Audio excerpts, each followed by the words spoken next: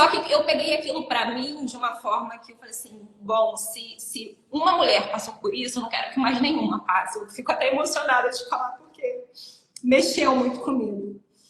E numa dessas eu pensei, poxa, eu já passei por essa situação, sabe? Eu conheço outras mulheres que passam por essa situação. Eu queria fazer diferente, eu queria ser uma pessoa que pudesse levar esse acalanto, sabe? E uma informação também. E aí nessa eu comecei a me interessar pela área.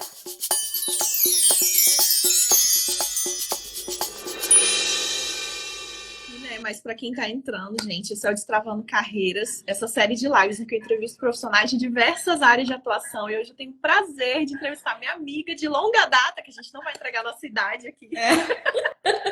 A Paula, ela é advogada de família, ela é especialista em direito de família e sucessões, não é isso? Isso aí. Ai, gente, que coisa mais linda. Eu tô tão feliz de fazer essa live. Estou muito feliz de você estar aqui no seu escritório novo, né? Você Ai, vai nem fala. Tá tudo começando tão lindo que hoje é o primeiro dia de trabalho. Olha só, tá vendo? Trabalhar e com a nossa live, olha que maravilha. Com a nossa live, a gente já tá estreando com o pé direito. É isso aí. Pessoal, sejam todos muito bem-vindos. Essa Paula maravilhosa. Eu vou começar a entrevistá-la aqui. E quem tiver interesse na área do direito, na área de advocacia, eu acho que não só a área de atuação dela em específico, ela vai falar sobre direito da família, né, de família, mas também vai compartilhar aqui conosco essa questão do escritório, né? Experiência em trabalhar em outros lugares também, que eu acho que isso interessa, é muito pertinente para quem está na área do direito, para quem está começando, para quem, né, não tem essa experiência na área de atuação. Então vamos lá. Paula, eu queria muito que você compartilhasse com a gente inicialmente como foi que você escolheu a sua profissão. Se foi logo de cara, se é essa profissão que te escolheu, como foi esse processo? É muito engraçado falar sobre isso, porque no meu ensino médio eu estava muito perdida. Eu não fazia ideia do que eu queria da minha vida. E a maioria dos meus amigos já sabia que ia fazer medicina ou que ia seguir carreira militar, como no seu caso. Sim. Mas eu não sabia de nada. Então eu ouvia muitas pessoas. Eu ouvia, faz isso que isso é bom e dá dinheiro. Faz engenharia que isso é bom e dá dinheiro. Segue carreira militar porque você vai ter estabilidade. E eu não sabia, eu não pensava em fazer direito. Eu pensei em muitas coisas, menos direito no ensino médio. E aí, quando eu saí do colégio, eu precisava trabalhar, porque eu já tinha alcançado a maioridade, precisava ganhar o meu dinheiro para poder começar a me sustentar. E na minha casa tinha uma cobrança muito grande de que eu precisava de um trabalho que me desse estabilidade. Aquela coisa, né, de a gente ter o funcionalismo público impregnado na sociedade. Tem que ser funcionário público para ser feliz. E aí você sabe muito bem disso, né? Que você passou por essa situação.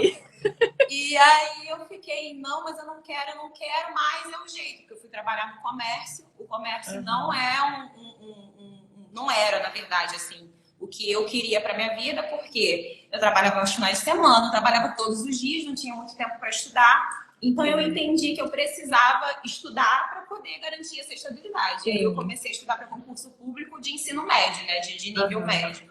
Mas era assim, Caixa Econômica, Banco do Brasil, coisas do tipo, nada a ver comigo, nada a ver comigo. E graças a Deus eu não passei em nenhum deles, graças a Deus. Senão ia ser mais um trabalho, né? Exatamente. E aí, nessa de ficar estudando e vendo a legislação específica de cada concurso, eu falei assim, cara, isso aqui é legal, esse negócio de direito é legal, porque eu tinha preconceitos, né? Eu falava de coisas que eu não sabia. Eu falava, não, isso aqui eu não quero. Direito eu não quero. Direito é o que todo mundo escolhe sem saber o que quer da vida. Então, eu não quero direito. E aí, vendo isso, eu falei assim, não, eu vou fazer direito sim, porque realmente é o que eu gostando de estudar legislação. E hoje eu olho para trás e falo, gente, como é que eu gostava de estudar aquilo? Aquilo é muito chato. Mas foi meu pontapé, né? Me ajudou a me direcionar. E você acha que a sua família interferiu de alguma forma nessa escolha para o direito? De certa forma, sim.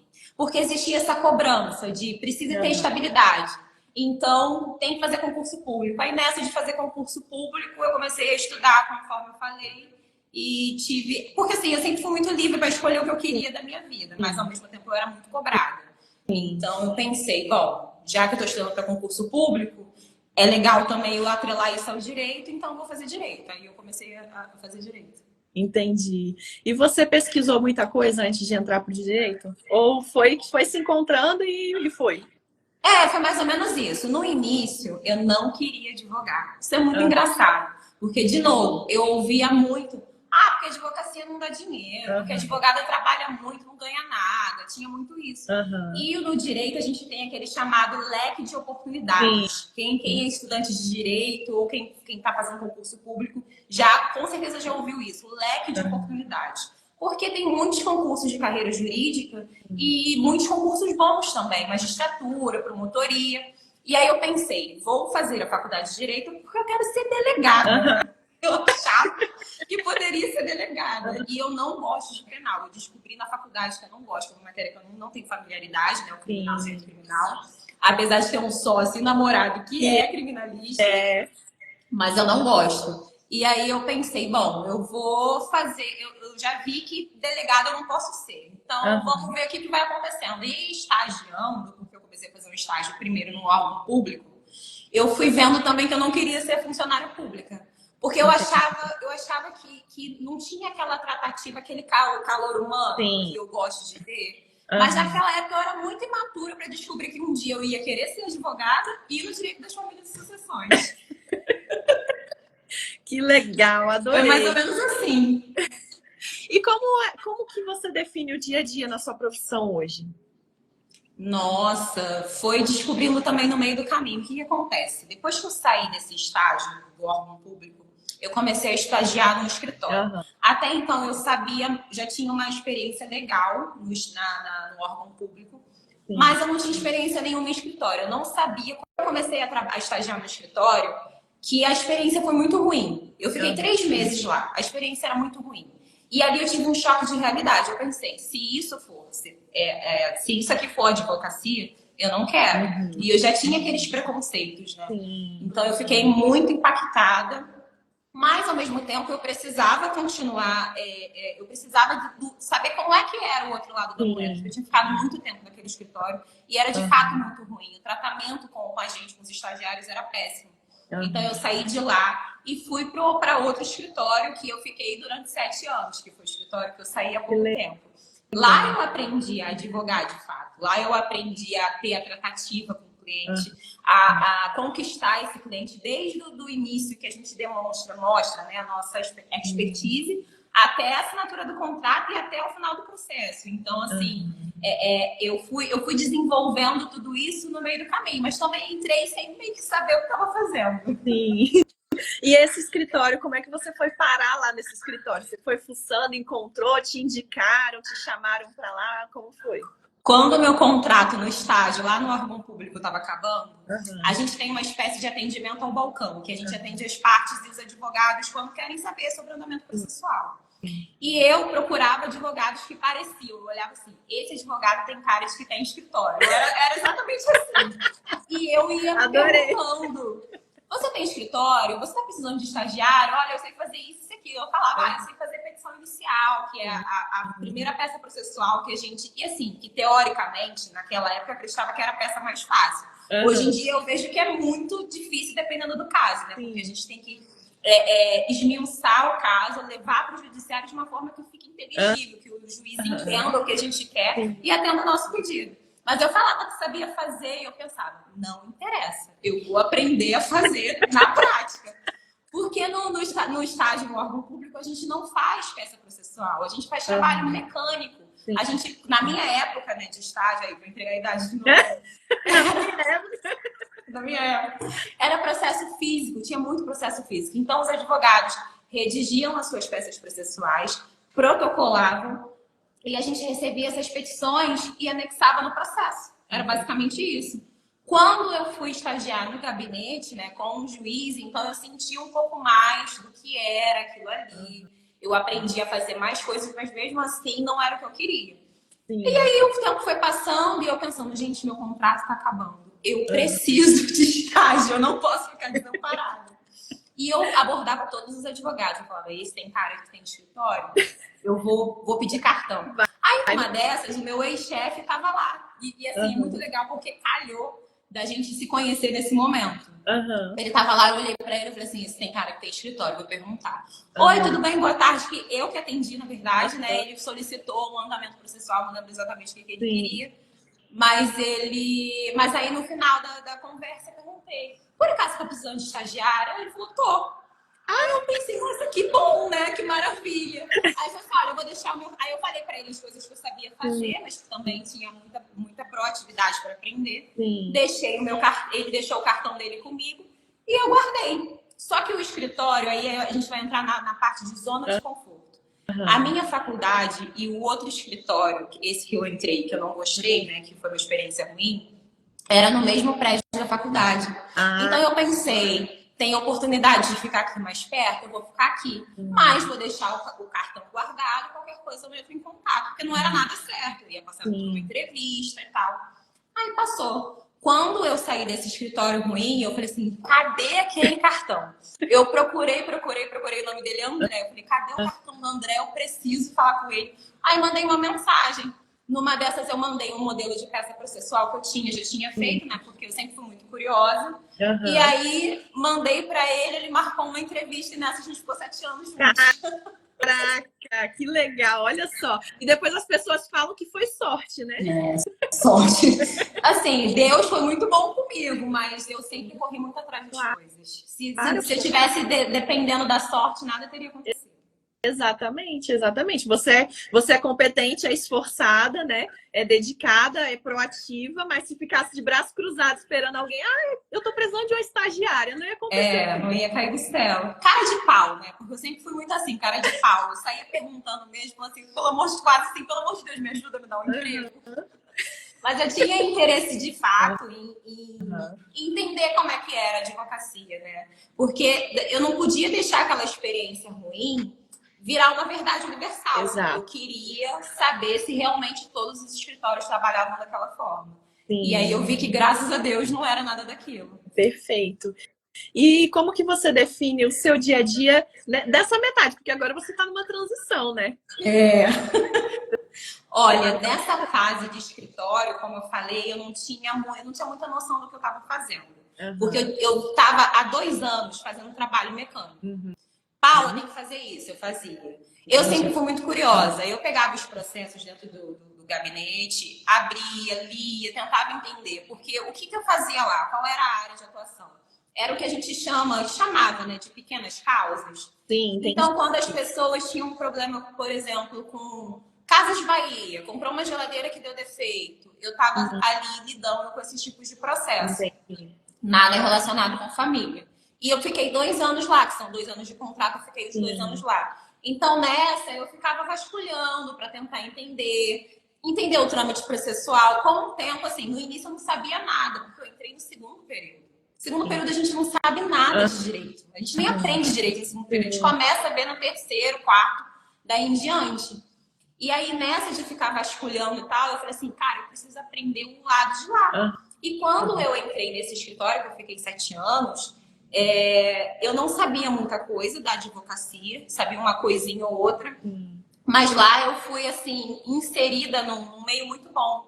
Porque eu entendi que era necessário se jogar, era necessário realmente se dar de corpo e alma. Porque as pessoas procuram muito uma estabilidade em relação ao dinheiro mesmo. Ninguém quer ficar sem um salário. Mas eu fui acostumada, eu sabia que o meu salário ia ter um tempo, né, durante a faculdade, e que quando eu virasse advogada eu ia ser igual a todo mundo. Então eu ia ter que levar cliente para o escritório para poder ter a minha renda. Só que o que aconteceu? Como eu fui descobrindo e fui gostando muito de fazer o que eu estava fazendo, o que eu estava aprendendo, eu falei, cara, eu vou me jogar aqui. E aí eu comecei a trabalhar bastante e foi quando meu chefe, né, meu ex-chefe falou assim, Paula, a gente precisa conversar. E eu tava achando que tava fazendo tudo certo, mas mesmo naquela dúvida, aquele medo, aí eu pensei, agora que ele vai me mandar embora. Porque se ele tá me chamando pra conversar assim, isso é uma coisa muito ruim que ele tem pra me dizer. Paula, você tá me dando muito lucro, eu preciso dividir isso com você.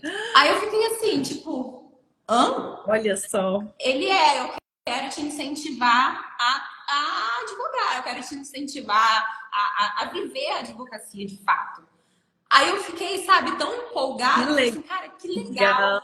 Então, todos os clientes que eu passei a levar para o escritório, eu também tinha um percentual.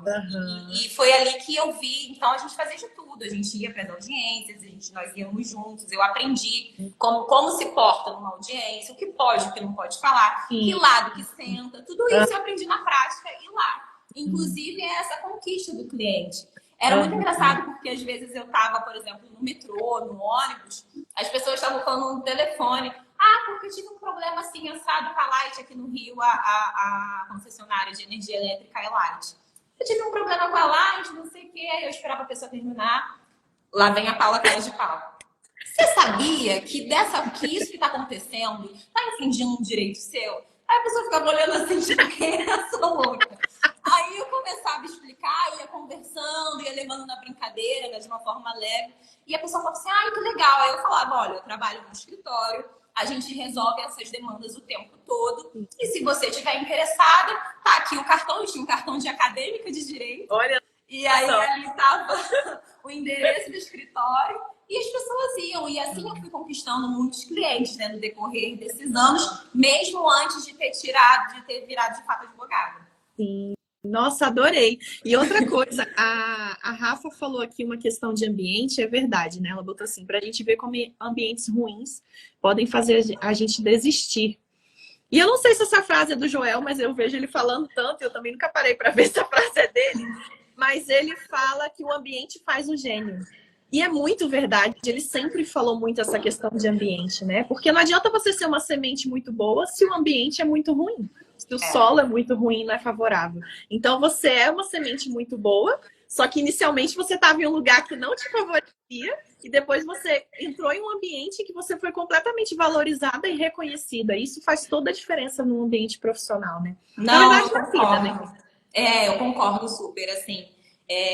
A gente não nasce empreendedor, a gente não nasce uma pessoa voltada para o sucesso, né? A gente tem que plantar para poder colher. Claro. De fato, no lugar onde eu estava anteriormente, eu sabia que ali eu não tinha muito crescimento. Eu não ia para lugar nenhum.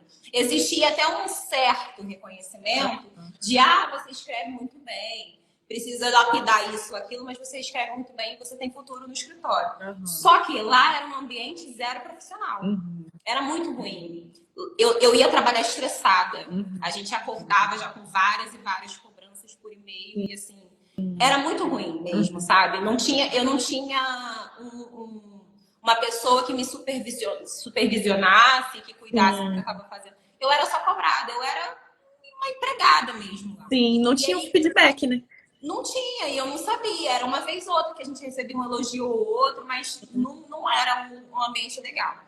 E se eu tivesse permanecido ali, com certeza nunca mais ia querer advogar. Eu ia pensar em fazer qualquer outra coisa, mas não advogar. Então, Deus foi tão bom comigo que calhou de encontrar o André, de ser no mesmo balcão e de começar a trabalhar lá, porque ele tem essa veia empreendedora, ele trabalha desde criança, desde muito novo, começou vendendo manga na porta da casa dele. Então, assim, essa tratativa com o cliente, as técnicas de venda, por mais que não fosse, que ele não tivesse elaborado uma apostila para mim, ele me ensinou na prática.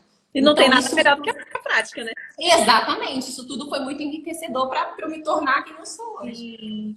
Ai, eu tô amando, tô amando. E quais as atividades que você mais gosta de desempenhar, né? Porque ao longo desse processo é como foi também para vocês se encontrando na advocacia de família, né?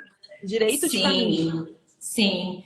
Bom, eu gosto de muita coisa, né? Assim, hoje eu vou falar de hoje em dia e vou falar um pouco do que eu fazia anteriormente. Quando eu não tinha me encontrado ainda no direito das famílias e sucessões, eu gostava muito de atender, porque eu gosto de conversar.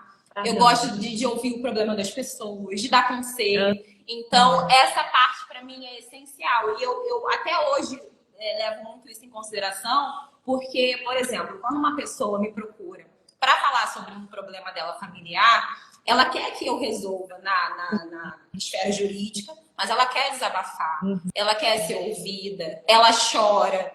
A minha mesa tem lenço para a pessoa limpar as lágrimas, porque ela precisa. E o online não deixa isso acontecer. Mas mesmo assim eu falo, olha, eu queria estar aí agora para apertar sua mão, para te dar um abraço, para a pessoa se sentir acolhida. Sim. Então, de um modo geral, o que eu gosto de fazer é atender. Gosto muito de escrever também. Porque nessa de ficar conversando com o cliente, de entender qual é o problema que ele está vivenciando, eu absorvo. É uma forma diferente de absorção. Eu não absorvo e levo para minha vida, né? Porque já aconteceu de ficar realmente muito mal em alguns casos. Mas eu absorvo e falo, agora que eu estou tentando sentir essas emoções, né? Tentando passar para minha pele o que essa pessoa está vivendo, eu vou escrever. E aí é um momento que eu coloco tudo nas petições. Que legal, que legal. A Rafa até falou aqui, ó, já fui pro escritório tremendo, um horror, demorei, mas saí. Gente, ambiente faz toda a diferença. Faz toda a diferença. Essa questão de valorização, né? Essa questão de você ser reconhecido, de você receber um feedback, é muito diferente quando a pessoa ela é só cobrada, que nem a Paula falou, e quando ela é cobrada, mas ela tem uma explicação, ela tem um retorno. Eu te cobrei tal coisa, mas você me entregou tal coisa, então eu espero isso de você. Então, comunicar com clareza. Verdade. Bruna falou assim, ó, eu trabalhei em uma empresa que era exatamente assim. Saí faltando 6 meses para encerrar o contrato, já estava no meu limite. Infelizmente, essa parte do direito é bem comum, né? Eu pego bastante cliente também com essas questões, assim, eu acho que eu não vou advogar, muitas formadas em direito, mas eu não quero advogar porque eu escuto isso, ou então eu estagiei, foi uma experiência horrível, e não querem exercer a advocacia por conta de experiências ruins, de ambientes ruins, né? Sim, é verdade. Infelizmente, isso é uma problemática muito grande no direito. Assim, de um modo geral, as pessoas não estão preocupadas com o bem-estar do funcionário, não estão preocupadas com o bem-estar mental dos estagiários. Eles querem ganhar dinheiro e vão te entulhando de trabalho e não quer saber se você está bem. E eu sempre tive isso lá. O André é uma pessoa maravilhosa, eu sempre tive isso lá, sempre tive essa compreensão. Que legal. E como foi para você ir se encontrando no direito da família? Você foi gostando ali de conversar com as pessoas, gostava de acolher, de entender o problema, a pessoa chorava, você, não, deixa eu acolher essa pessoa. E como foi que você foi se descobrindo aí nesse mar do direito, de tantas possibilidades que existem? Vamos lá. Poderia ser uma história muito romântica sobre como eu me descobri, apareceu um propósito, chegou um anjo e falou, vai fazer isso. Mas infelizmente foi um caso até trágico, porque lá, a época desse acontecimento, nós tínhamos até uma advogada lá no escritório, né, nesse escritório, que atuava, que era a pessoa responsável pela área de direito das famílias e sucessões. E eu fazia ainda a parte de direito do consumidor, então eu não estava muito preocupada com isso, até porque vou entrar de novo na parte do preconceito. Na faculdade, as pessoas ficam assim, mas eu vou ficar ouvindo o problema dos outros. Direito de família, que saco. Então, eu não tinha experimentado ainda não tinha visto a matéria, mas acreditava que era realmente um saco. Como o escritório era dividido, essa advogada ficava no escritório de cima, na parte de cima, então eu não via como é que eram os atendimentos, eu não sabia. Nesse dia, como o caso era muito sério e era de uma matéria até que tinha uma questão também do direito criminal, ela desceu, a cliente desceu e ficou lá na parte de baixo conversando, né? A reunião foi na parte de baixo e eu estava presente, mas eu estava com fone de ouvido, não estava nem prestando atenção. E nessa ela começou a contar o caso de vida dela, que ela estava grávida e que ela tinha um relacionamento abusivo, que ela era provedora do lar, só que ela queria se separar do marido, não sabia como fazer, então ela foi sendo orientada. Como eu também fui vítima de violência doméstica, quando ela falou, me acendeu uma lâmpada, né? Eu pensei, vou ouvir. E ela foi falando e foi narrando o que estava acontecendo. E aí eu comecei a ficar preocupada com ela, porque a história dela era realmente muito pesada. E nessa, eu me meti na reunião, falei para ela onde era a DEAN, porque eu já sabia, né? Eu já tinha ido, onde era a Delegacia da Mulher. E a gente foi, e eu fiquei de fato preocupada com ela, mas a reunião seguiu. Ela ficou de retornar ao escritório. É chato que eu vou falar agora, ela não retornou porque, infelizmente, ela foi vítima de uma vítima fatal. E não retornou. E ela estava grávida, né? Então, assim, foi muito difícil. Só que eu peguei aquilo para mim de uma forma que eu falei assim, bom, se uma mulher passou por isso, eu não quero que mais nenhuma passe. Eu fico até emocionada de falar porque mexeu muito comigo. E numa dessas eu pensei, poxa, eu já passei por essa situação. sabe? Eu conheço outras mulheres que passam por essa situação. Eu queria fazer diferente, eu queria ser uma pessoa que pudesse levar esse acalanto, sabe? E uma informação também. E aí nessa eu comecei a me interessar pela área. Logo depois, a advogada que era do escritório saiu do escritório, a gente ficou sem advogada de família e eu comecei a ver na faculdade. Foi tudo muito acontecendo uma coisa atrás da outra. E aí eu vi que a matéria era maravilhosa. Eu falei assim, quem é a pessoa louca que fala que direito de família é ruim? Como assim? Isso aqui é lindo, isso é tudo. E aí eu gostei muito do que eu estava vendo e pensei, bom, é isso que eu quero. Só que eu não sabia advogar no direito de família, né? Eu não era nem advogada ainda, eu era estagiária. Uhum. E eu conversei com o André, né? Eu falei, André, eu sei que você inclusive já falou que está precisa de uma pessoa que faça essa parte. Então eu quero, só que eu preciso de um curso de prática, porque eu não tenho prática nenhuma. Porque a gente vê na faculdade muita teoria. Sim. E a teoria, infelizmente, ela no dia a dia, ou felizmente também, não tem essa ênfase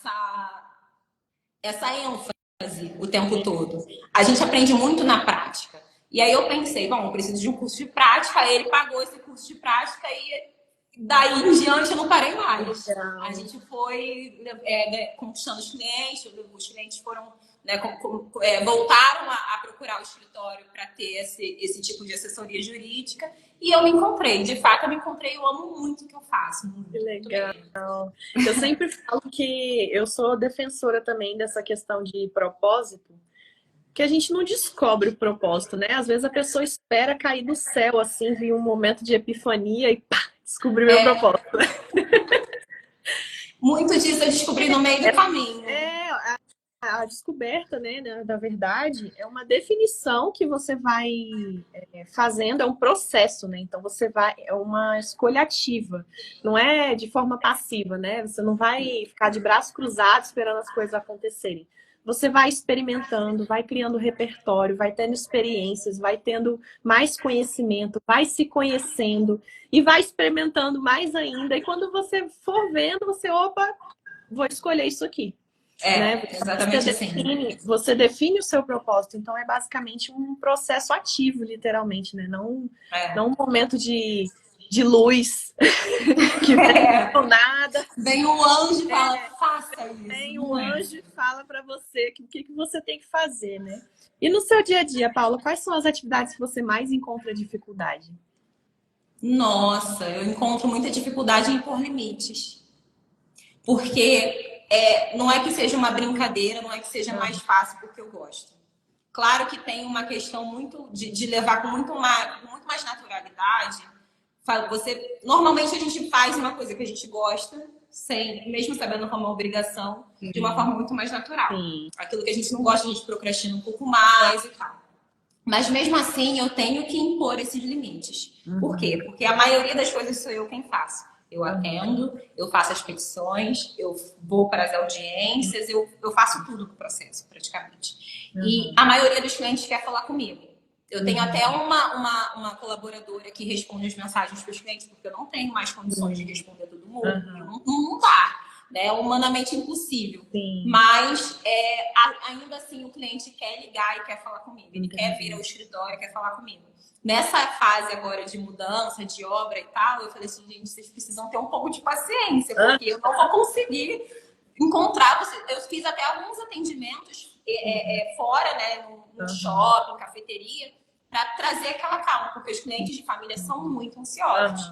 Então, se eu não impuser esses limites, tanto nos clientes quanto em mim, porque às vezes eu falo, cara, será que isso aqui é tão urgente mesmo que eu preciso responder agora? São 10 horas da noite, são 10h30, 11 horas. Eu preciso parar de trabalhar, porque senão eu não paro. E eu já tenho até nos meus destaques no meu Instagram que eu já sofri um burnout. Então eu preciso impor limites, porque senão eu não consigo ter uma vida saudável, né? Ter uma mente saudável para poder trabalhar. Essa é a minha maior dificuldade. Eu estou aprendendo isso diariamente. Lidar com pessoas é um desafio, né? É tão bom quanto um desafio. Tem os dois lados da moeda. Eu acho que essa questão dos limites principalmente quando você tem esse acesso online, né? Porque hoje em dia, com essa questão do WhatsApp, traz proximidade, assim, às vezes em excesso, né? Então, realmente colocar horários ali até para você mesma não ultrapassar aquilo que é importante para você, não deixar de fazer aquilo que é importante para você, porque todo mundo tem um momento de descanso, tem um momento, tem que ser seu, né? Tem que ter um momento de trabalho. E me diz uma coisa, em que tipo de projetos que você mais gosta de trabalhar? Eu coloquei projetos assim porque eu não sei exatamente as nuances, né? Mas assim, eu já vi você, por exemplo, falando que estava fazendo guarda de cachorro, não era isso? De pet?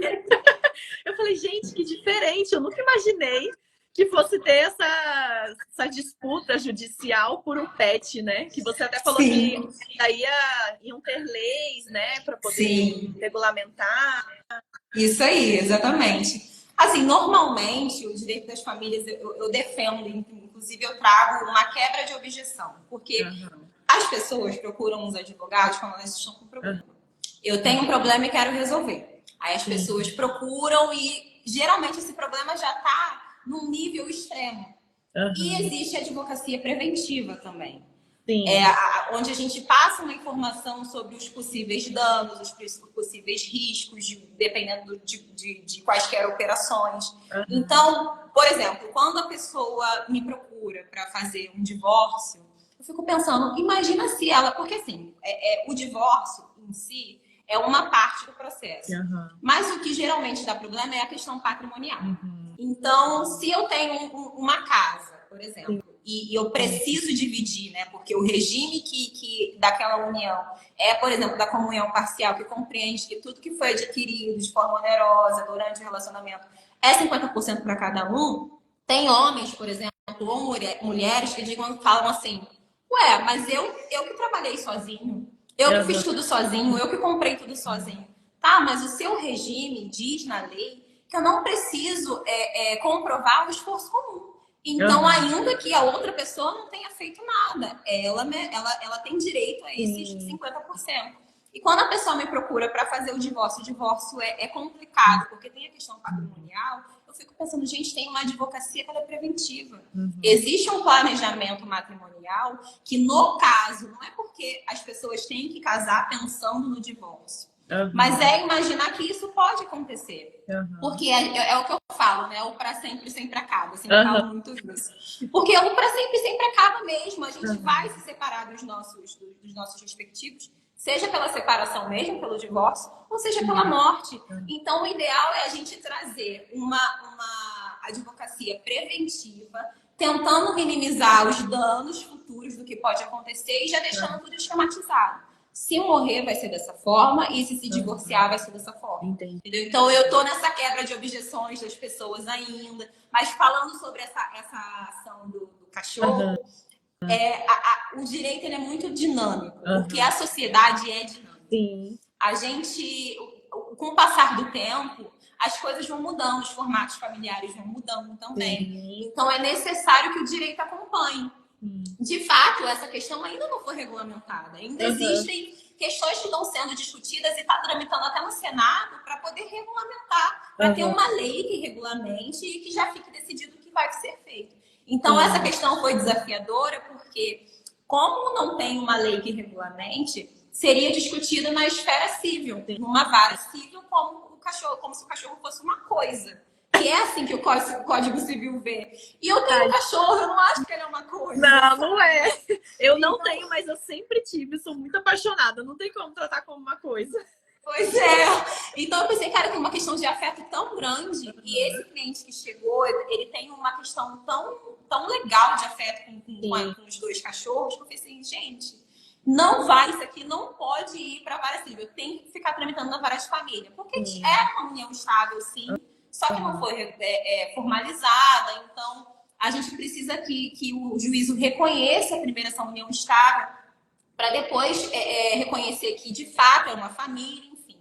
Então eu me dediquei de corpo e alma para que que tramitasse na vara de família, e assim foi, e eu fiquei muito feliz. Porque eu me dediquei de verdade, eu falei assim, gente, eu sempre me dedico de verdade, né? Mas assim, as ações mais incomuns, a gente fica com receio do que pode acontecer. Porque muitas vezes o que está na lei, o juiz não cumpre.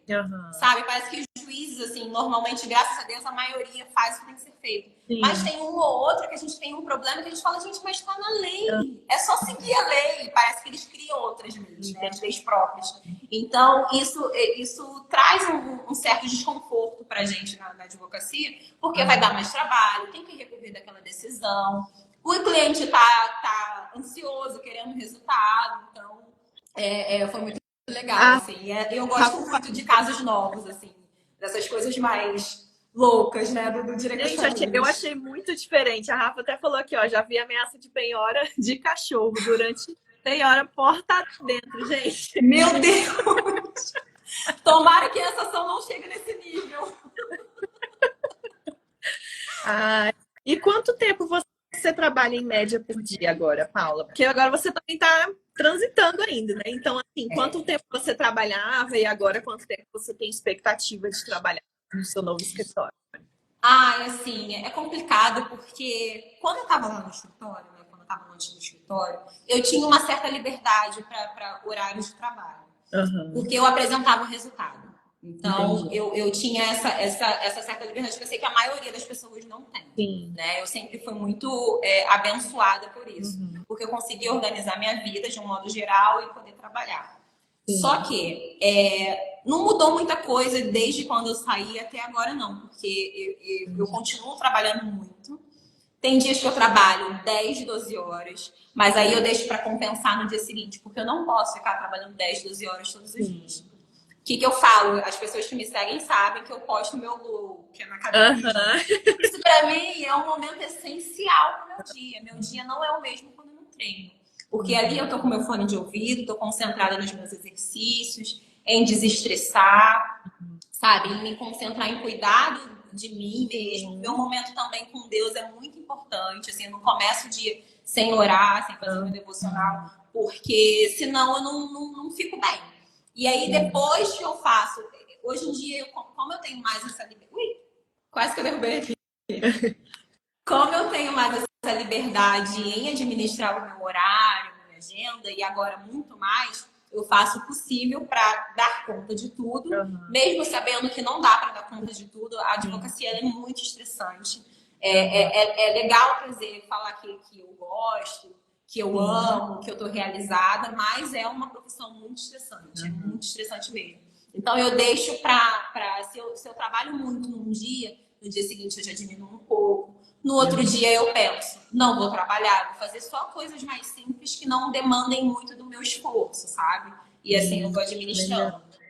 Legal. E é importante que você tá sempre atenta, em estado de presença, porque eu passo até um dos filmes que eu passo para minhas clientes no processo de coaching é o Clique, aquele filme O Controle Universal. Ele literalmente vive no automático. Sim.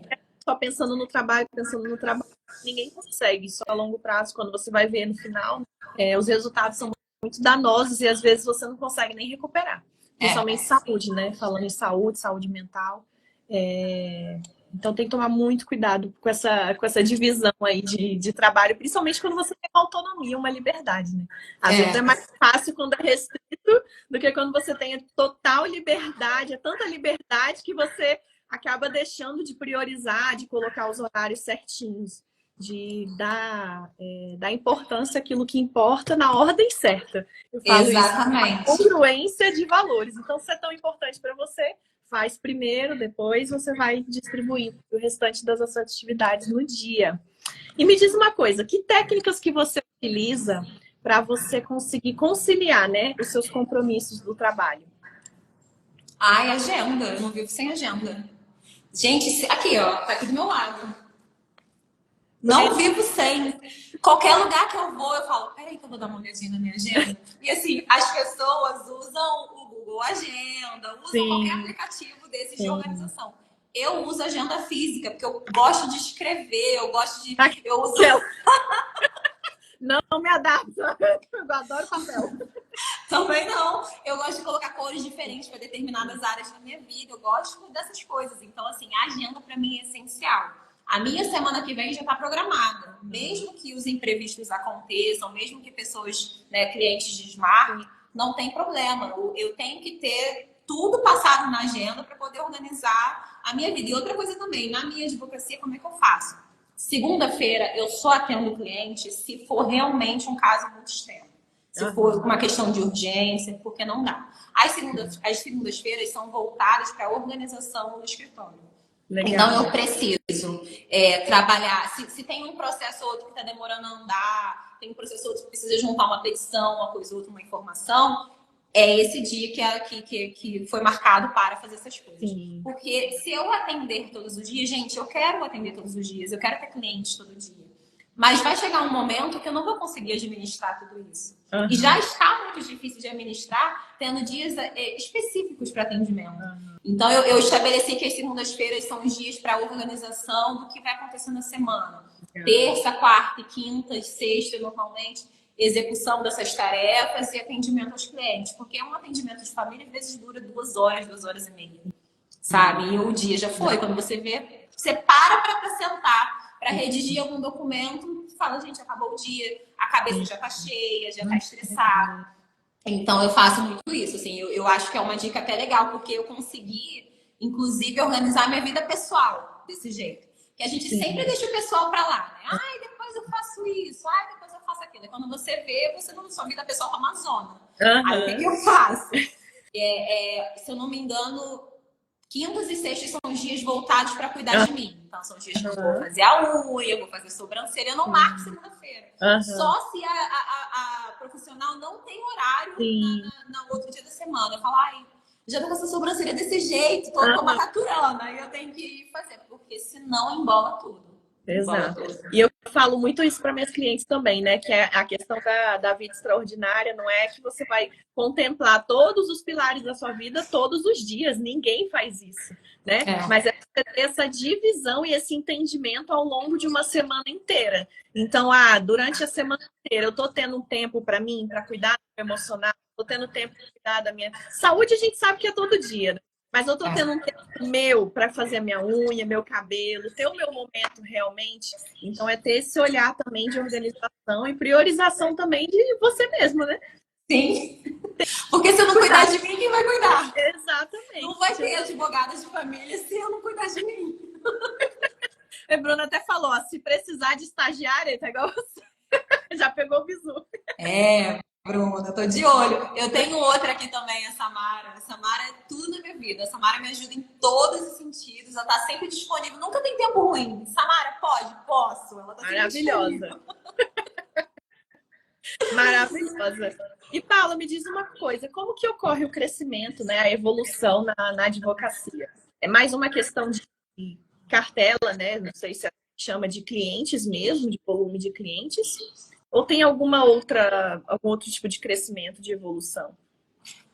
Eu vou falar o que funciona para mim, o que tem funcionado, né? Porque, gente, eu tô no início da minha carreira profissional. Tem tanta coisa que eu quero viver ainda. Mas o que eu vejo que tem funcionado? Eu sou um tipo de pessoa, assim, de forma empírica, né? Eu fui descobrindo o que eu queria para mim, para minha carreira. Então, eu acho muito importante essa tratativa com o cliente, que ele se sinta bem, que se sinta à vontade, gerar valor na pessoa.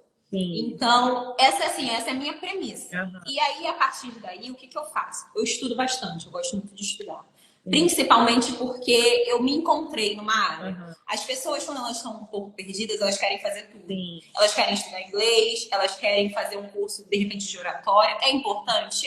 Mas será que vai fazer sentido para você nesse momento? Exato. Por exemplo, eu estou terminando a minha pós-graduação em Direito das Famílias e Sucessões agora. Mas eu já tenho experiência em Direito das Famílias e Sucessões há tempos. Por quê? Porque eu primeiro procurei o curso de prática, eu tenho que primeiro aprender a fazer isso, para depois aprofundar o conhecimento. E as pessoas saem da faculdade já querendo fazer um curso uma pós-graduação. Só que normalmente a pós-graduação não te traz o conhecimento, você está só estendendo a faculdade. Não está, na verdade, falando conhecimento teórico, né? Exatamente. E o que você precisa para a vida prática? Conhecimento prático. Então, eu acho muito importante estudar, sim. O direito, como eu falei, ele é muito dinâmico, a sociedade muda, o direito das famílias, então, o tempo todo muda. Toda hora tem um artigo interessante falando sobre uma questão nova. Então, é importante estudar. E outra coisa que eu super defendo e vou super defender, são as publicações de conteúdo informativo em rede social. Isso, para mim, está sendo um divisor de águas. Eu gostaria, inclusive, nesse momento, de ter mais tempo para poder produzir mais conteúdo, para trazer mais gente. Porque, assim, o Instagram é uma ferramenta maravilhosa. Maravilhosa. É porque a gente está acostumado a ver pessoas grandes com muitos views, com muitos likes, e a gente acaba se comparando, sabe? Se colocando num lugar que a gente não precisa. Mas eu sempre defendo, tem gente que não gosta, que diz que não dá para fazer. O próprio Leonardo, quando a gente começou a namorar, ele tinha um Instagram profissional. Eu também já tinha, mas era aquele escondidinho, sabe? Ninguém precisa saber o que eu tenho, porque tem essa questão também da vergonha e tal.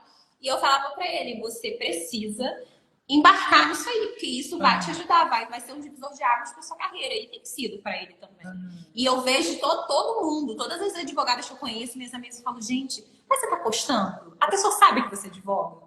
Ah, não sabe, eu entreguei um cartão. Ah, mas você não tá no Instagram, você não tá falando, você não mostra o seu trabalho, sabe? As pessoas não sabem o que você faz, porque as pessoas estão o tempo todo com a cara nas telas, então é importante também cuidar da parte comercial, e eu defendo muito. Eu sou a pessoa cara de pau, já falei aqui, né, pra vocês. Eu vou no mercado, eu deixo cartão, se eu estiver num restaurante, eu deixo cartão. Mas tem gente que joga fora, rasga e joga fora. Agora, se a pessoa ela tá no Instagram, tá rolando a tela, e ela me vê toda hora, nossa, que maravilha! Ela, toda vez que precisar de uma advogada, ela vai lembrar de mim. Sim. Entendeu? Então, eu acho isso muito essencial pro direito, de um modo geral, e em especial a minha área. E para o crescimento, é claro, né? Sim. E aquilo, né? Você tá sempre plantando a sementinha. Então, entrega o cartãozinho aqui, entrega o cartãozinho ali. Oi, eu sou a Paula. Isso aí você tem direito. Aí você Isso aí! Violando. Exatamente. Exato. Eu vou perguntar porque entraram outras pessoas depois, eu sempre falo isso, né? Outras pessoas entram, mas sempre que eu entrevisto alguém, é óbvio que eu vou trazer pessoas que são realizadas profissionalmente. Mas você se considera realizada? Preciso responder. Olha o sorriso. Já, a comunicação não verbal já fala mais alto. Exatamente. Olha, não é fácil, gente. Não é fácil. Mas se eu for parar para pensar, e se eu fosse imaginar que a minha vida teria essa reviravolta nesses últimos anos e que eu estaria vivendo o que eu estou vivendo hoje, nem nos melhores sonhos. Eu imaginava que coisas que eu estou vivendo agora, eu queria. Acho que seriam daqui uns 5, 6 anos. Eu preciso ter uma bagagem maior, eu preciso fazer isso, eu preciso fazer aquilo. Porque está sempre faltando alguma coisa. E, de fato, na vida inteira vai estar sempre faltando alguma coisa. Exato. Enquanto nós estivermos vivos, a gente vai precisar aprender alguma coisa nova. Quem já aprendeu tudo, morreu. Porque a gente aprende coisas diariamente. E eu me descubro diariamente também dentro da minha própria área. Eu gosto, sim, de entrar com uma ação de alimentos, por exemplo, requerendo alimentos para uma criança, que, de repente, a mãe sustenta esse filho sozinha. Eu gosto de conversar, inclusive, eu estava mais cedo falando com uma prospecta exatamente sobre isso, porque ela tá passando pela situação, e falando que o pai da criança sai, bebe, posta foto. Eu falei assim, olha, infelizmente você é uma das mais de dezenas de mães que eu atendo e que passam pela mesma situação. Eu gosto de estar ali demonstrando que existem ferramentas para ela garantir o direito do próprio filho. E um direito que acaba sendo dela também. Mas eu gosto muito da questão patrimonial. O meu TCC foi falando sobre isso, sabe? Dentro do direito empresarial, misturado com direitos de família. Eu gosto muito disso. Então, eu estou descobrindo a cada dia essa minha ânsia por aprender cada vez mais. E quanto mais eu estudo, mais eu vejo que tem coisa para aprender. Mas faz parte. Faz parte, com certeza. Teve algum momento que você se arrependeu da sua escolha em relação ao direito da família? Não, eu nunca me arrependi. É clichê, né? Assim, falar que eu não me arrependo de nada.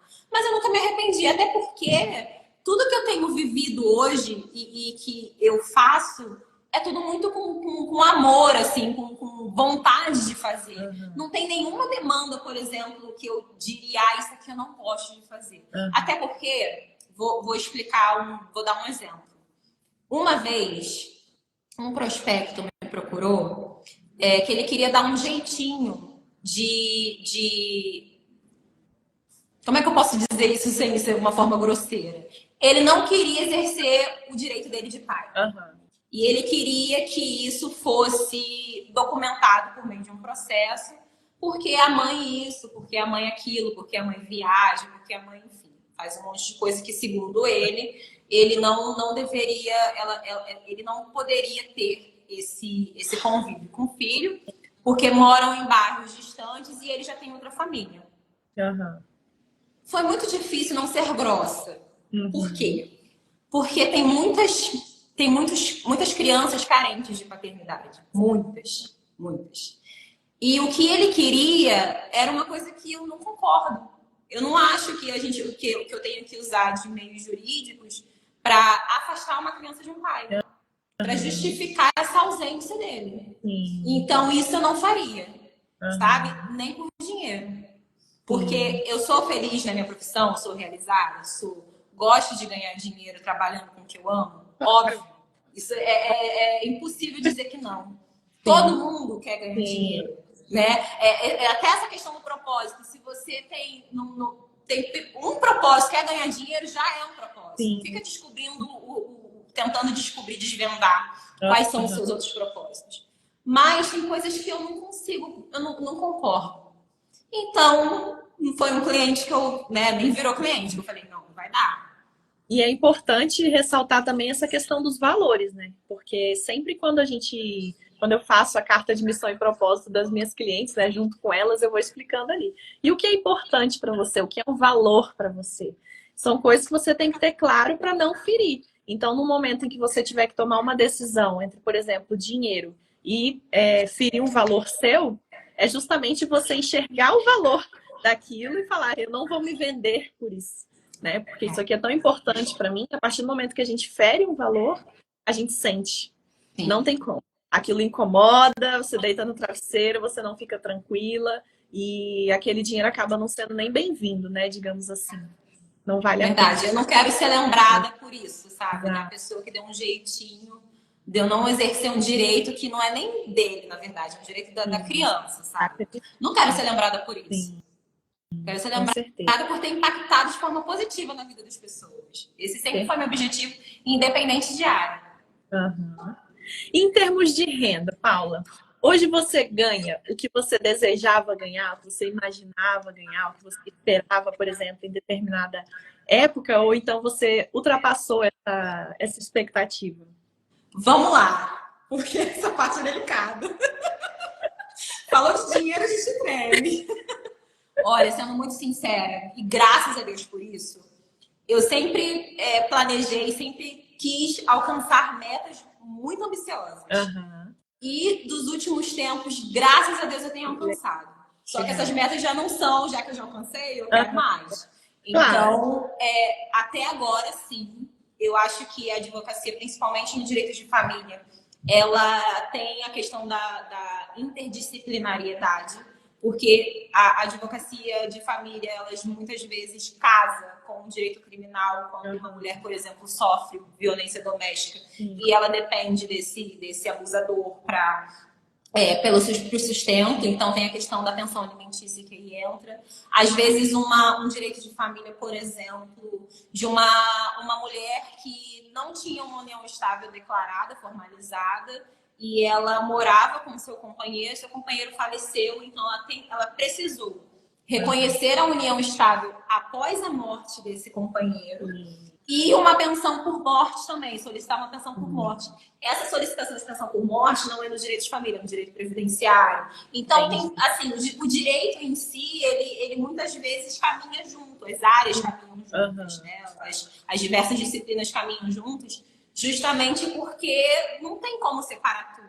Sim. Né? Então, eu gosto muito, inclusive quando acontecem esses fenômenos, né, digamos assim, porque a gente vê que eu costumo dizer que o direito das famílias é o centro e ao redor tem várias escadinhas, né, vários elos que a gente pode... Olha, isso aqui dá para puxar para o lado da Previdência, né, para o direito previdenciário, aqui para o direito criminal, ali para o direito empresarial. Eu amo demandas, por exemplo, de quando o casal é empresário.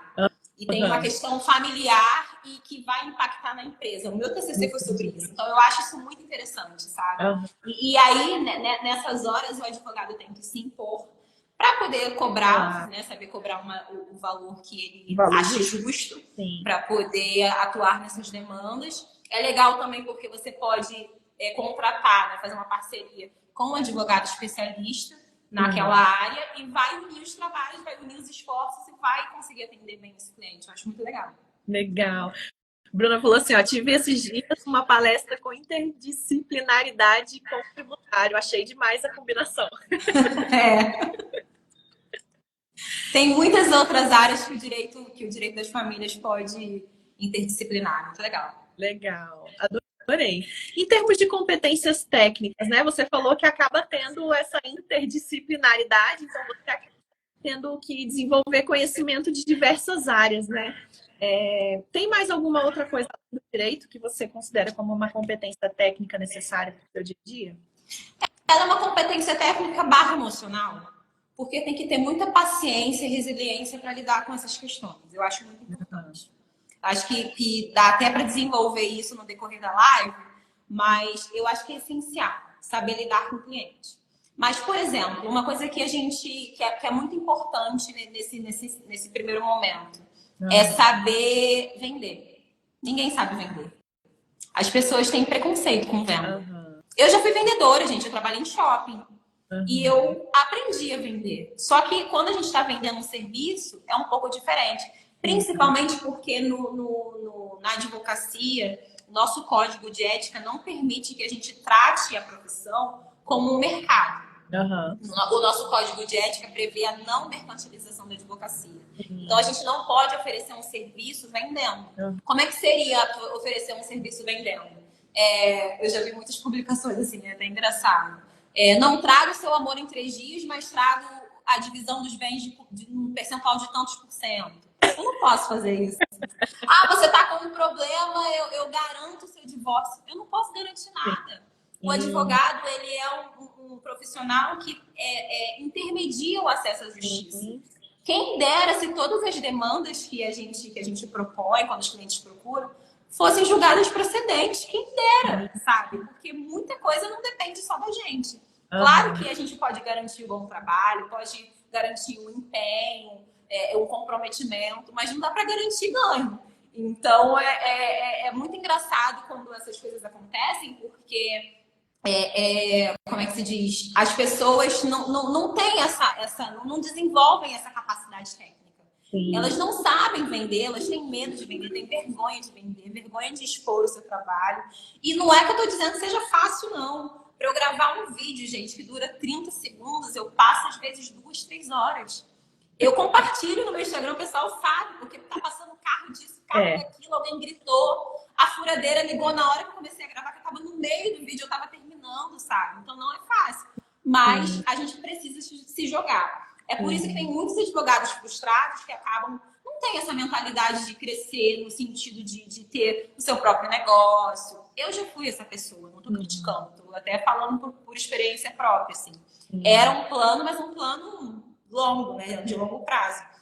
E essa questão de, o que as pessoas vão pensar, porque eu tô falando assim, eu tô falando assado, gente. É uma coisa que, se eu não me engano, foi o Joel J que falou. Se não foi ele, foi o Bruno Perini, algum desses caras, assim, que eu super admiro. Que quem é grande não repara em nada. Quem é grande olha pro pequeno e fala assim, cara, continua que vai dar muito bom. É assim mesmo que acontece. Paga boleto, né? Exatamente, gente. Tem que colocar a cara no sol. Eu falo, coloca a cara no sol, faz o que tá bom, faz o que tá ao seu alcance e vai aperfeiçoando no caminho. Então, essa capacidade técnica de saber falar bem, escrever é necessário demais. Infelizmente, tem muita gente que não sabe escrever. E quando eu digo escrever, não é pelo erro de português em si. É trazer um raciocínio jurídico que seja lógico. Que o juiz leia e fala assim, entendi, ele quer isso. Entendeu? E não, o que será que ele quer aqui? Vou deferir, entendeu? Isso é difícil, mas é necessário. Exato. Em termos de competência técnica, é basicamente comunicação, né? Seja ela verbal, seja ela escrita. Exatamente. Comunicar bem. Eu sempre falo isso toda live, então quem for acompanhar todas as minhas lives vai me ver falando isso. Eu faço questão de falar isso toda live. Mas é porque já mostraram, tem várias pesquisas que mostram, que comprovam, E cerca de 90% das demissões ocorrem por falta de habilidades comportamentais, falta de competências emocionais.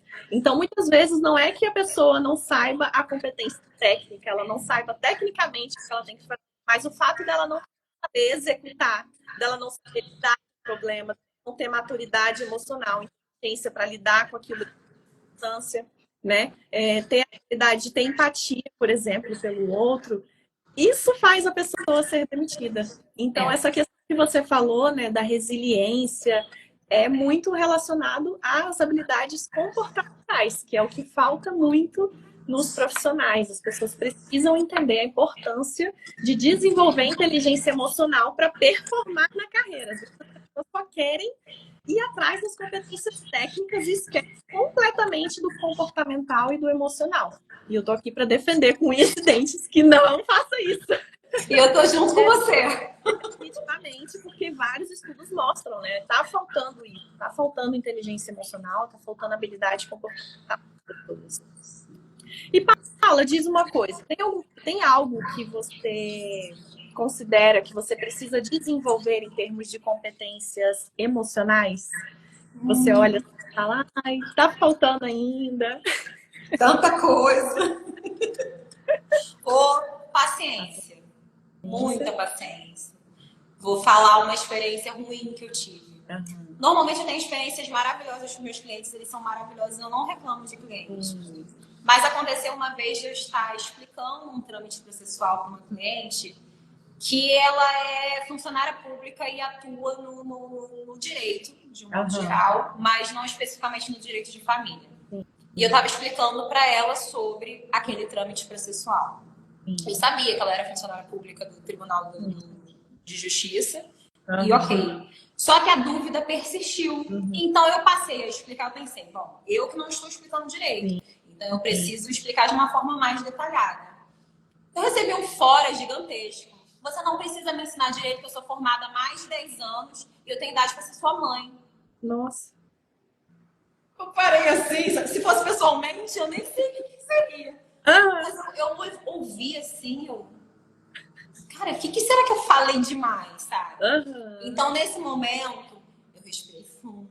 Eu pensei, eu não posso tratar essa pessoa como ela está me tratando. Não posso devolver para ela o que ela está fazendo. A forma como ela está me tratando. Porque dessa maneira, eu não vou estar deixando uma marca positiva nela. Eu vou estar só sendo reativa. E aí eu falei assim, olha, você me perdoa se pareceu que eu estava, de alguma forma, sendo arrogante. A minha intenção nunca foi essa. A minha intenção foi te explicar de uma forma mais detalhada, porque me pareceu que a senhora não estava entendendo o que eu estava falando. Mas se a senhora tem mais de 10 anos de formada, parabéns. Sabe? Parabéns. Parabéns pra mim ter gostado. Mas parabéns, assim, que parei de falar. Porque senão eu fiquei pensando, gente, o que uma pessoa pensa para falar com o outro dessa maneira? E outra coisa, ela é minha cliente, né? Foi minha cliente, mas eu não sou subordinada dela. Que não, nada E nisso que a gente tem que colocar esses limites também. Porque às vezes a gente não quer perder o cliente e aceita qualquer coisa. E graças a Deus eu sei o quanto é custoso acordar, cuidar de mim, cuidar dos meus afazeres, pagar as minhas despesas com estudo, minhas despesas com anuidade, por aí vai, para ficar me colocando num patamar que eu não preciso, graças a Deus. Eu não preciso passar por isso, sabe? Então, isso é necessário desenvolver cada vez mais paciência. Por quê? Porque eu quero mais clientes, eu quero lidar com mais pessoas. E as pessoas são muito diferentes, as pessoas são muito doidas também, entendeu? Então, se a gente não tiver paciência, resiliência, como é que a gente faz? Não faz, né? Sim. E é mais uma vez essa ideia da inteligência emocional, né? Faz parte. A habilidade comportamental, ela é primordial para a gente ter sucesso em qualquer carreira, independente da carreira. Pode ser advogado, pode ser engenheiro, pode ser o que for. Se você não tiver inteligência emocional para lidar, só se você acha que você trabalhar com a parede, talvez você não tenha nenhuma necessidade emocional para ser. Exatamente. E hoje, Paula, você está trabalhando com o Léo, vocês dois mesmo no escritório. Você comentou da Sara, o nome dela. Ela vai ficar com você também? Vai. Quantas pessoas em média aí que você vai trabalhar, né? Por enquanto, nós três, surtando, felizes da vida. Amei. Mas as coisas estão acontecendo de uma forma tão rápida que provavelmente vai aumentar esse time já já. Que legal, que legal. E como que é o seu relacionamento com ela? Com ele eu não vou nem perguntar, né? Tá sempre te apoiando seus projetos. Com ela, como que você considera o seu relacionamento? Maravilhoso. A Samara, ela é amiga de infância do Léo, assim, eles estudaram juntos. Mas eu não conhecia ela. E ela entrou em contato comigo, dizendo... Ela já me seguia no Instagram e tal. Mas entrou em contato comigo um dia, deu uma doida nela, falou assim, vou mandar mensagem. Sim. E ela falou que admirava meu trabalho, gostava das minhas postagens. Aí ela falou, eu quero muito aprender com você. Eu falei, gente, eu tenho capacidade de ensinar alguém alguma coisa? Como assim, sabe? A gente se coloca muito pra baixo. E nessa eu falei, vamos firmar essa parceria, vamos ficar juntas.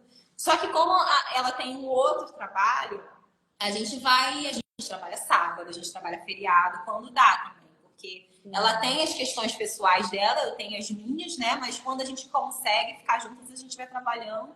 E já, em nome de Jesus, ela vai estar aqui com a gente. Ai, adorei. E Paula, diz uma coisa.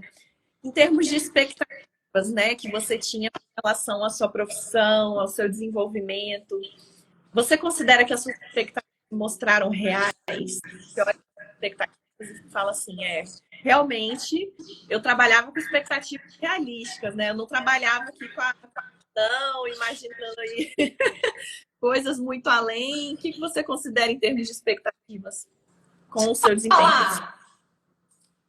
É difícil falar de expectativa porque eu tinha vontade de ser delegada, como eu falei. E aí, quando eu comecei a estagiar no escritório que me valorizava, que via, sabe, que me reconhecia como uma profissional e que estava disposto, né, a me ensinar e me preparar para esse mundo doido da advocacia, eu comecei a ver que o que acontecia ao meu redor, o que as pessoas falavam ao meu redor, eu falei assim, gente, eu não vivo isso. Que louco, né? Porque eu comecei a ver que eu era uma exceção mesmo. Eu falava, gente, eu sou uma exceção da exceção. Porque eu só vejo as pessoas reclamando. Advogado tem que vender o almoço para comprar janta. Sim. De fato, e infelizmente, muitos advogados trabalham muito e não são bem remunerados pelo que eles fazem. Mas por quê? Porque normalmente estão no escritório muito grande, onde não tem visibilidade, onde você é só mais um. E ali eu vi que eu não era só mais uma.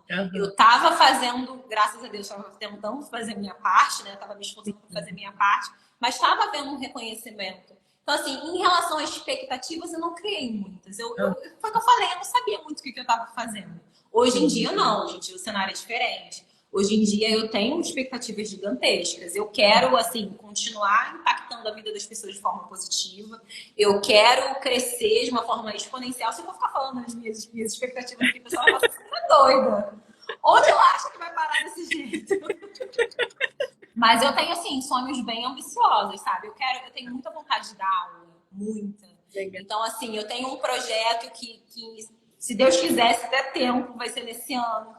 De ministrar um curso, trazer esse curso para o Ministrando Direito, de abrir uma mentoria, sabe? E de dar aula na universidade, o que foi. Eu tenho muita vontade de dar aula. É uma realização pessoal mesmo, sabe? Essas são as minhas expectativas, assim. Eu tô vendo que vai demandar muito trabalho, muito esforço, mas vai valer a pena se eu acreditar. Porque dá muito medo, gente. Dá muito medo. Para eu estar aqui agora, eu tive que quebrar várias objeções. Eu fiquei com medo de tudo. Eu ficava, não, mas eu não vou conseguir pagar o escritório. Como é que eu vou pagar o aluguel? Como é que eu vou comprar isso? Como é que eu vou comprar aquilo? Gente, graças a Deus e é muito trabalho, as coisas estão acontecendo. Então, tem que acreditar e ir com medo mesmo. Tá com medo? Vai com medo. Porque se você não tiver medo, qual é a graça também, né? De vencer um obstáculo? Nenhuma. Não, e eu sempre falo também, né? O medo, ele é uma emoção natural, gente. Não é um bicho de 7 cabeças e tal. As pessoas, elas temem muito medo, mas o nosso cérebro, né, ele funciona basicamente aí por medo e busca de prazer, né? Fuga da dor e busca do prazer. Então, basicamente, você sempre vai estar experienciando aí situações em que você tenha medo, mas é para o seu cérebro te alertar, né, de um possível perigo e ele quer te manter vivo, então ele vai te alertar a respeito disso, você vai sentir medo, mas então eu sinto medo e o que eu faço com isso, né? Literalmente você falou. Vai com medo. Se esperar o medo acabar, você não vai fazer nada. Nada, vai ficar paralisada. Vai ficar paralisado. A Thaís falou, ó, CNRJ sempre on. Aí, eu adorei. Beijo, Thaís. Obrigada. Legal ver a história e o relato sobre a vida da Paula. Superação total. Maravilhosa, né, Thaís? Paula é maravilhosa. Gente. Por isso que ela está aqui hoje. E Paula, para finalizar, adorei nosso papo, passou rápido. Passou. Eu sempre falo isso no final, porque eu vou conversando com as pessoas e quando eu vejo, meu Deus, já acabou? Sério? Tá falando sério? Diz uma coisa. Que conselhos que você daria para alguém que está pensando em seguir esse seu caminho? Então, a pessoa formou, ela está pensando realmente em advogar, ela tá pensando... ou então ela está com esse medo, né, que a gente falou aí, poxa, está assustada, estagiou num lugar que não era legal e ficou pensando, criou várias crenças limitantes sobre a advocacia. Então, quais conselhos que você daria para essas pessoas? Nossa, em primeiro lugar, para de ouvir o que os outros estão falando. Gente, eu ouvia muitos outros. Todo mundo tem uma opinião muito relevante sobre o que você deve fazer, sobre o que é importante para você, ou sobre o que vai te ajudar. Fecha os ouvidos e pensa em se ouvir. O que eu quero? Eu não sei exatamente o que eu quero. Eu vou entrar na faculdade de Direito agora. Não sei o que eu quero ainda, não descobri o que eu amo, não sei se eu vou amar alguma coisa. Entra. E vai descobrindo no caminho. A mesma coisa de advocacia. Tá tudo muito novo para mim também. Esse momento que eu tô vivendo é tudo muito novo. Eu tava até conversando com o Léo mais cedo, porque a gente tava falando das possíveis perguntas da live e tal. Aí, tipo, já pensou em desistir, tipo, ontem. Ontem eu pensei em desistir, quando eu vi o quanto de coisa que a gente tem que comprar ainda. Ontem eu pensei, gente, eu vou jogar tudo pro alto, eu vou sumir, vou vender minha arte na praia. A gente pensa assim, mas brincando, obviamente, porque tudo dá muito medo. A gente fez um alto investimento aqui, a gente ainda tá fazendo esse alto investimento. Então, se a gente for parar para ver o que tem pela frente, a gente não sai do lugar. Então, o primeiro conselho é: pare de ouvir as pessoas ao redor, os ruídos. Se concentra em você. Preste atenção naquilo que você acha que você gosta. Experimenta. Realmente, isso aqui eu não gosto, não vou fazer isso aqui, vou fazer outra coisa. E faz essa outra coisa, vai para essa outra área, vai se arriscando, vai se jogando, porque é o que eu falei, eu tô descobrindo o meu propósito ainda.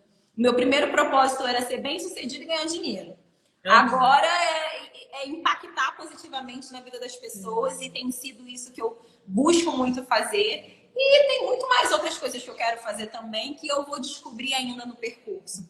É importante a gente se ouvir, entender o que a gente quer e se a gente não sabe o que quer, ir assim mesmo, botar a cara, estudar, abrir mão também de algumas... Eu não diria que eu tenho que parar de me divertir, não é, mas tem tanta coisa que se eu pudesse voltar no tempo, eu falasse, nossa, eu não teria perdido tanto tempo com isso, com aquilo, sabe? Eu teria estudado mais, eu teria me concentrado em trabalhar mais. Mas faz parte também. Tudo que aconteceu lá foi totalmente edificante para me trazer onde eu tô. E para eu entender que daqui para frente eu não posso cometer os mesmos erros, sabe?